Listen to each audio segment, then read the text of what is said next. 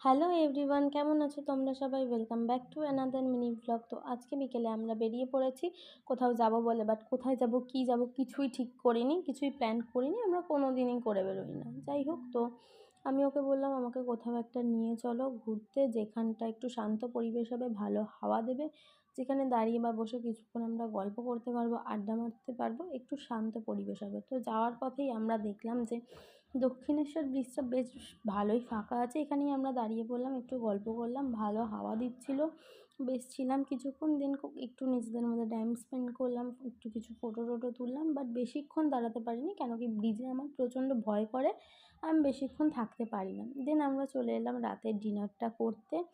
এখানে আমরা খাবারটা অর্ডার দিয়ে আমরা বসে একটু গল্প করছিলাম। ওকে আমি জিজ্ঞাসা করলাম কেমন লাগলো আজকের দিনটা। ও বললো বেশ ভালো।